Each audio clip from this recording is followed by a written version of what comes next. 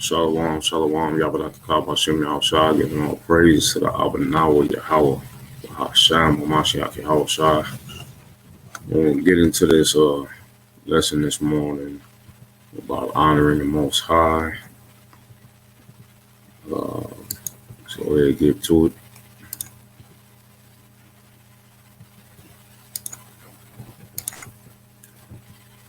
So I want to get Wisdom of Solomon, chapter 12, verses 1 and 2. It reads, "For thine incorruptible spirit is in all things." Verse 2, "Therefore chastenest thou them by little and little that offend, and warnest them by putting them in remembrance wherein they have offended, that leaving their wickedness they may believe on thee, O Yahawah."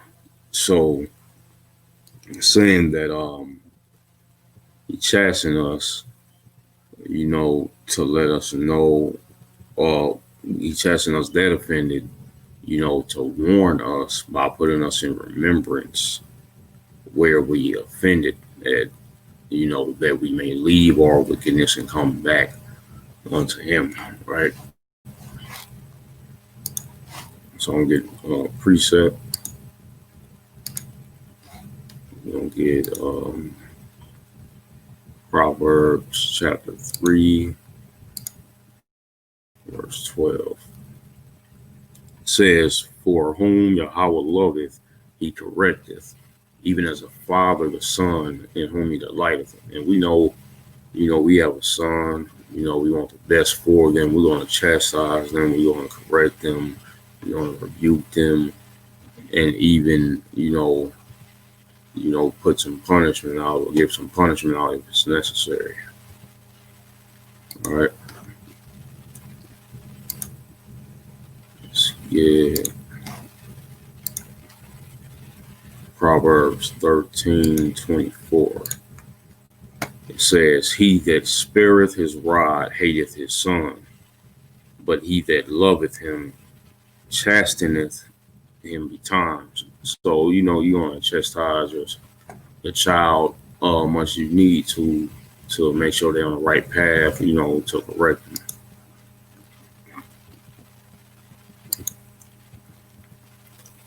We get Revelations. Let's see.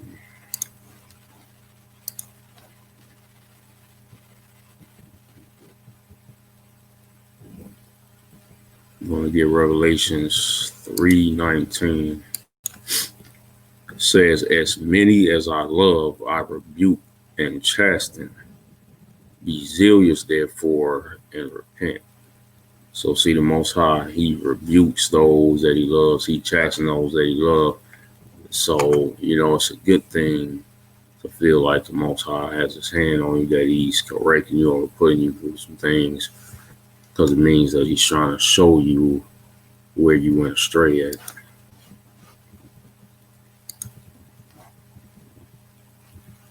Let's see, we're going to get Sirach 30. Let's get Sirach. Or Ecclesiasticus, Apocrypha. Sirach chapter 30. So we're going to start at verse 1. It says, "He that loveth his son causeth him oft to feel the rod, that he may have joy of him in the end." Verse 2, "He that chastiseth his son shall have joy in him, and shall rejoice of him among his acquaintances. He that teacheth his son grieveth the enemy, and before his friends he shall rejoice of him." And see, this is just like the Most High. Stop there for a second. This is just like the Most High. He wants to have joy of us. You know what I'm saying? But we have to be obedient. We have to be a son or a child that listens and is doing the things that our Father instructs us to do, because they're for our own benefit. Just as if you have a child, they may not understand or see what you have them doing certain things for at the time, but it's for their benefit. And like we always learn later on in life that this is what kept me out of trouble, or that's what kept me out of trouble. That my, parent had me, raised me this way. Um, I'm going to go ahead down to verse 7. It says, "He that maketh too much of his son shall bind up his wounds, and his bowels will be troubled at every cry." So pretty much, spoiling your child is what I'm getting from it. Spoiling your child, and he gonna be troubled at everything. You don't want to be spoiling your child. You have to show them some discipline, show them some responsibility, things like that. Verse 8 says, "And horse not broken becometh headstrong, and a child left to himself will be willful." Now, this, any parents, you know that this can be true, right? So, if you don't discipline your child, they will become headstrong. They'll even think that they can come up against you, you know what I'm saying, if you don't teach them their place. And a child left to themselves will be willful. You let them feel like they can do anything that they want to, then they'll try to do anything they want to. You know what I mean? It says, "Conquer thy child, and he shall make thee afraid." Right? Uh, says, "Play with him, and he will bring thee to heaviness." So we just, you know, we know you play too much with your child, they get to thinking that you friends instead of parent and child. You know what I mean? That type thing. Says, "Give him no liberty in his youth, and wink not at his follies." Right. So the Most High winks at our ignorances, but follies and ignorances is two different things. You winking at his when he goes off. You know what I'm saying? He knows he's going off, and you just brush it off like, "Oh, it's nothing. No, it's just a kid," and those type of things. And eventually, it gets to the point where they think they can do anything because you just brushing everything off. It says, "Bow down his neck while he is young, and beat him in the sides while he is a child, lest he wax stubborn and be disobedient." Right? And this is why the Most High punishes us, because he doesn't want us to get in the habit of being disobedient. And the Most High is our Father, just like we fathers, and we can bring the Most High sorrow. You know what I mean? We can make him feel disappointed. You know what I mean? Um, Verse 13, "Chastise thy son, and hold him to labor, lest his lewd behavior be an offense unto thee." Right? So that's all I want from that. But you have to make sure.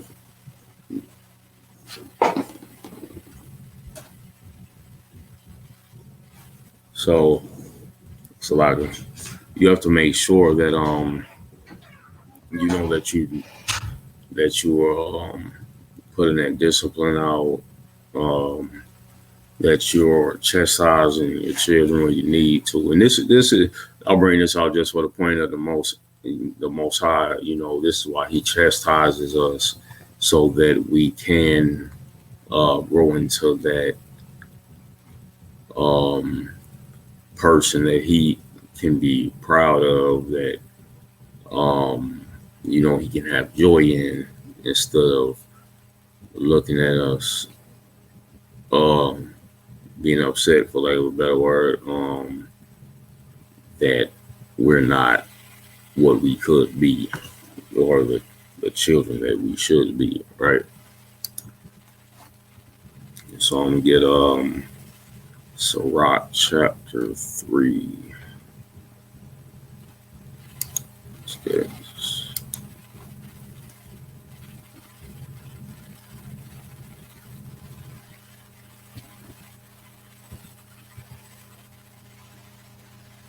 Sirach chapter 3.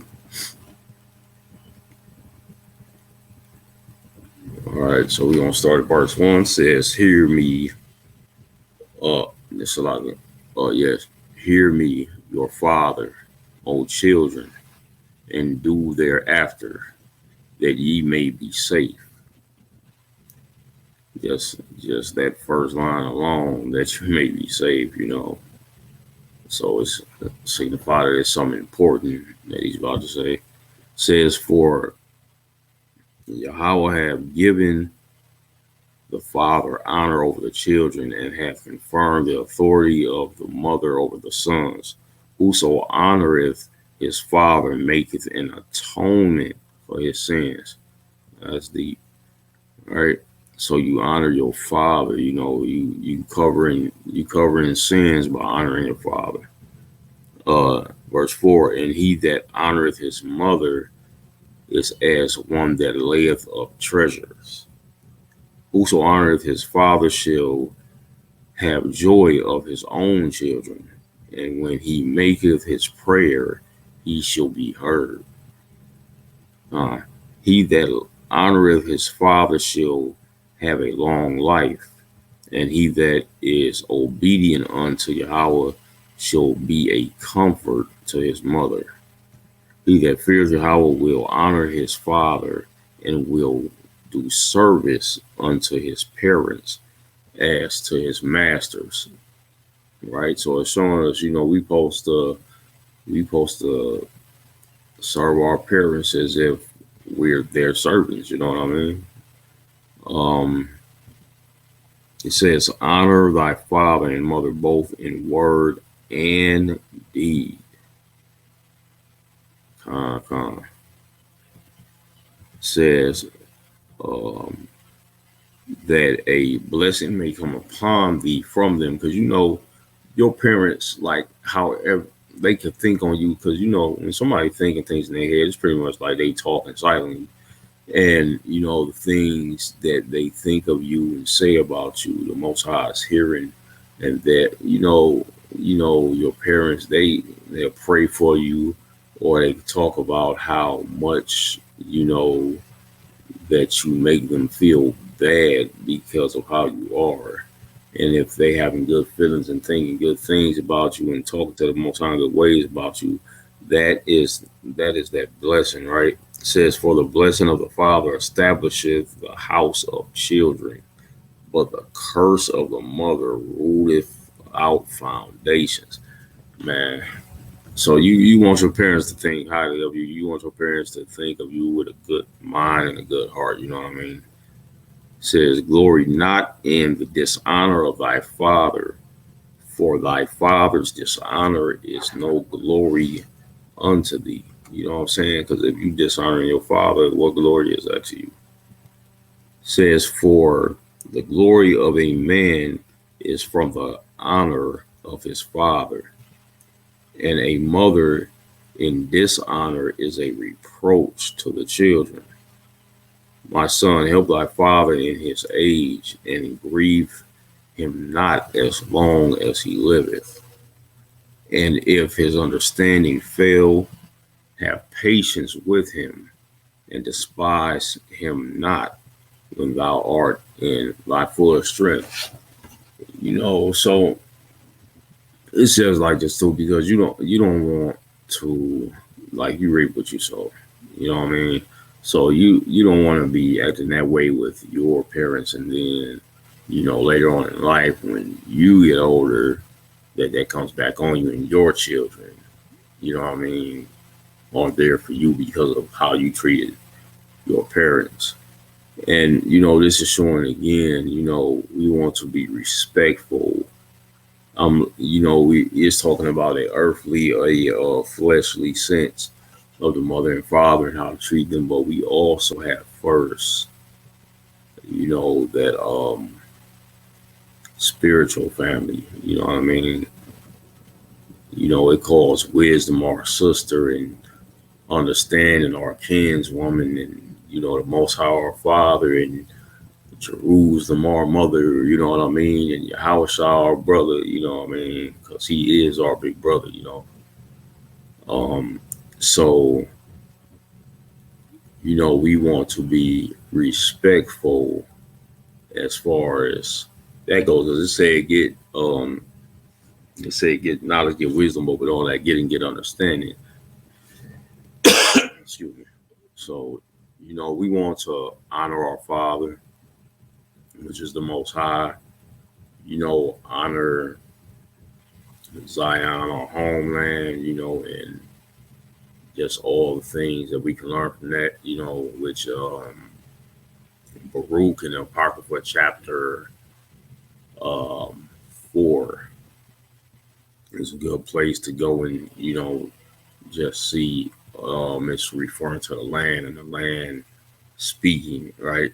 So I may do that too, but that's a good chapter.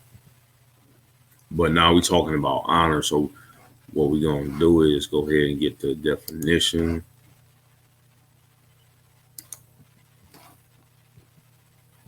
What honor is. Let's get that.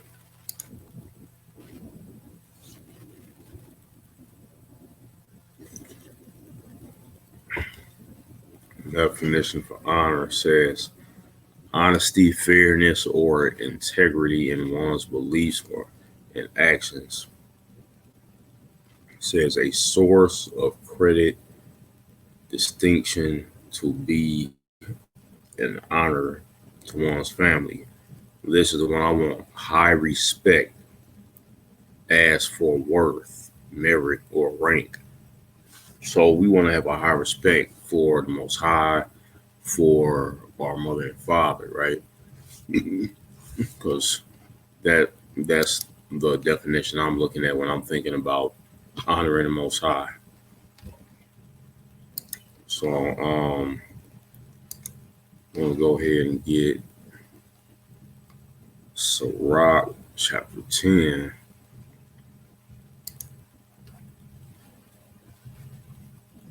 Verse 19 says, they that fear Yahawah are a sure seed. They that love him, an honorable plant.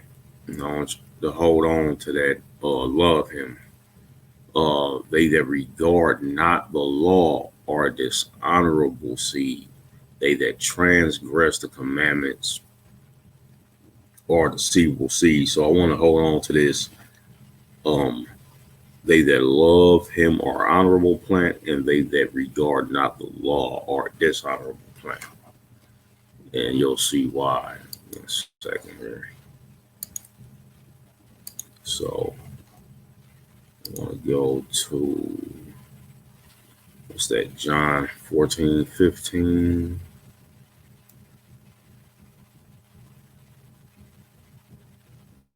John 14:15. So says, if ye love me, keep my commandments, right? So when we was reading, it says, it's a rock 10 and 19. They that love him. So like, let's just go back. Go back to it real quick. Okay. So I say they that love him are an honorable plant. They that disregard it's like they that regard not the law are dishonorable seed. Right? So you're an honorable plant when you love the Most High. And we go back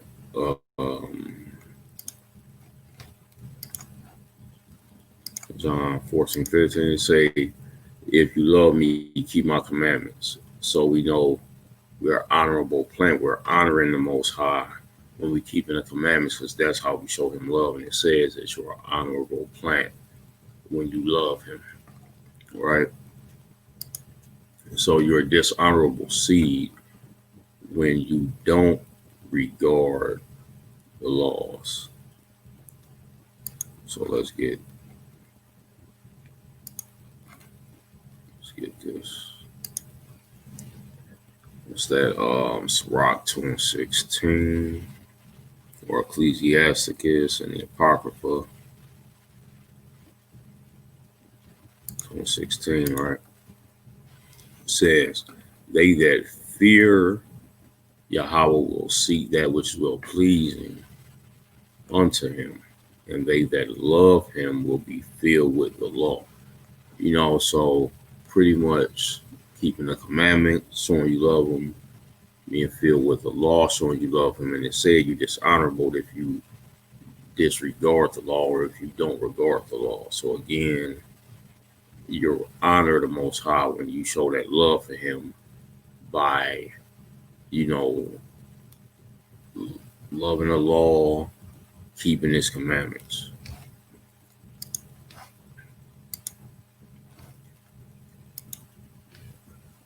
I'm gonna get Malachi 1:6-8. Let's get that. So verse 6 says, "A son honoreth his father, and a servant his master. If then I be a father, where is mine honor? And if I be a master, where is my fear? Saith Yahawah of hosts unto you, O priests, that despise my name. And ye say, wherein have we despised thy name?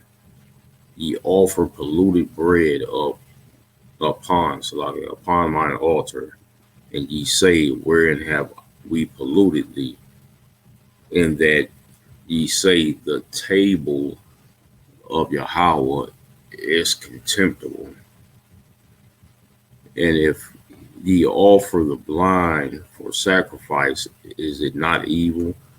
And if ye offer the lame and sick, is it not evil? Offer it now unto thy governor. Will he be pleased with thee, or accept thy person? Saith Yahawah of hosts.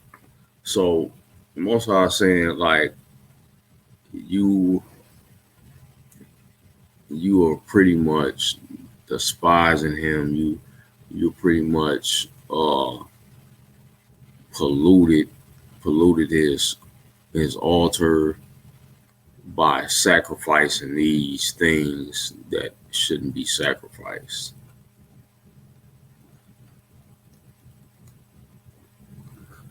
So we despise the Most High, when we not honoring him, right? Because we offering polluted things, blind things, lame things. That's what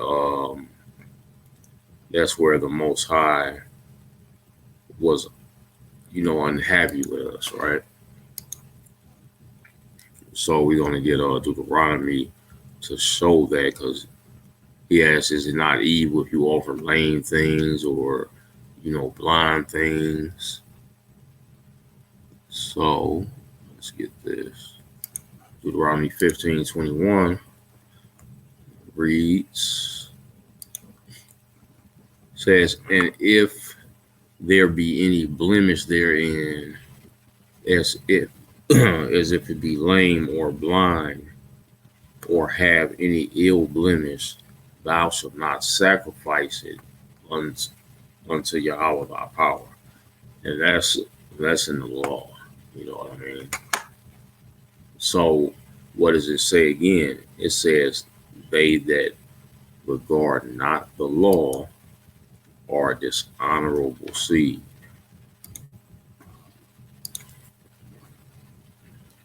Where we at?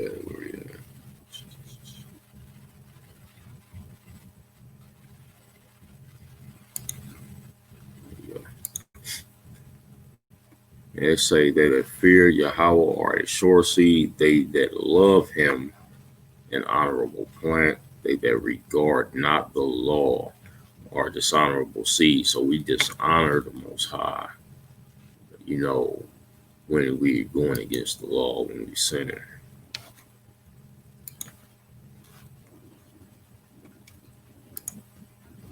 So from there, I want to go to Matthew 15,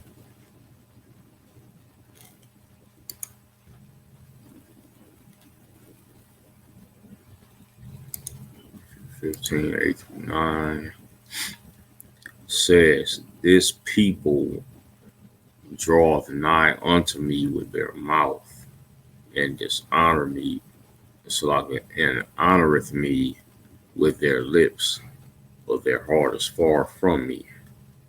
But in vain they do worship me, teaching for doctrines and commandments of man. So, doing things against the Most High, like speaking or like the Pharisees, saying all the things that's in the law but not doing it. Go to Proverbs 3:9.